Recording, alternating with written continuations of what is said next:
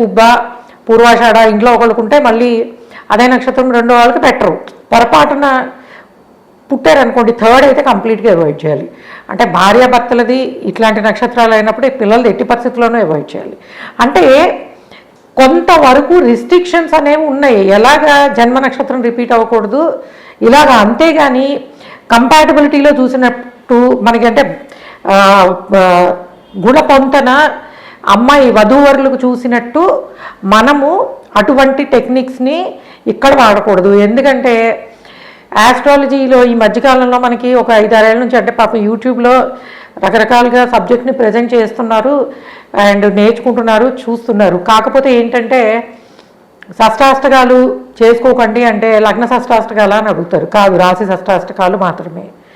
Compatibility భార్యాభర్తలకు చూడాలి అని అంటే పిల్లలకి, పేరెంట్స్కి కూడా అంటే ఒకటి ఎక్కడైనా ఉపయోగించమని చెప్తే అది అక్కడే వాడాలి.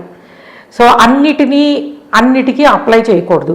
కాబట్టి యూజువల్గా సంతానానికి సంబంధించిన అంటే సి సెక్షన్లో కానీ ఇంకొకటి కానీ నక్షత్ర నిర్ధారణ అనేది మీకు యూజువల్గా అప్పుడున్న ప్లానటరీ పొజిషన్ బట్టి మ్యాక్సిమం డిసైడ్ చేస్తారు.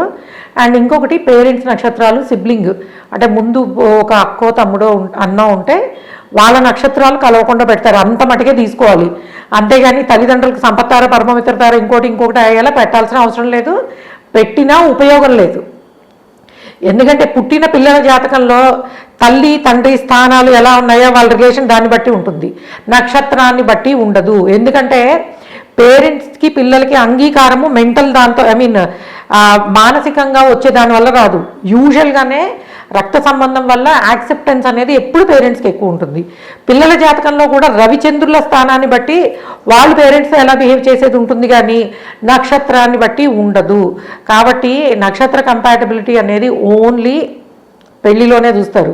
పిల్లలు పుట్టడానికి దానికి చూడకూడదు. ఎందుకంటే దానివల్ల నెగిటివ్ ఫలితాలు తప్పించి పాజిటివ్గా ఏమాత్రం ఉండదు. రవిచంద్రుల స్థానాలు బాలేక మీరు పరమమిత్రతార సంపత్తార నక్షత్రాలు పెట్టేసుకున్నాం మేము మాకు కలిసి వస్తుంది అనుకుంటే మీరు 100% రాంగ్ చేసినట్టు అవుతుంది.